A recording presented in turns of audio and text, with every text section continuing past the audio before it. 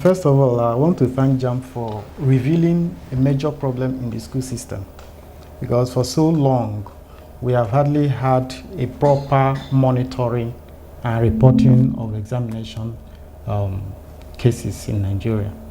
But this time around, we have been able to see that giving no room for maneuvering, you will simply find a very big gap, a very big learning problem in the school system.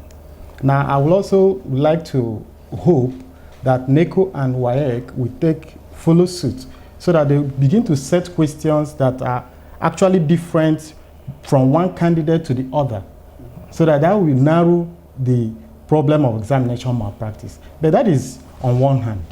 Having eliminated examination malpractice, you will now see the emptiness of learning, which of course all the global reports clearly show that there is global learning crisis.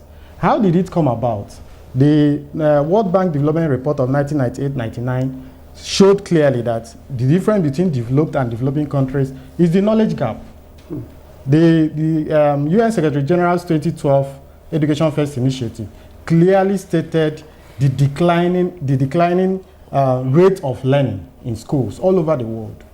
Again, the recent one by UNESCO, Pauline Rose, she also gave a very, very disturbing statistic about declining of the rate of learning all over the world. So Nigeria is not an isolated case. The problem is a very, very, can be attributed to the what you call school. The way school is organized and run makes it impossible, almost impossible for learning to take place. Look at it. You start, the process begins with teaching, goes to testing, you score, you grade, you certify, and then you seek job. That is the routine in the school system. If you look at this routine, everybody believes that better infrastructure, better computers, better teacher education, better every other thing will add to something, learning, effective learning. However, nobody takes time to ask himself or herself, where is learning in this process? You look at teaching, this is teaching, testing, scoring, grading, certification.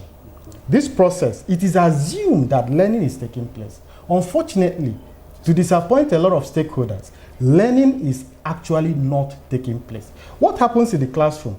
The learning outcomes, of course, the lesson outcomes, let me just take lesson outcomes, are almost fully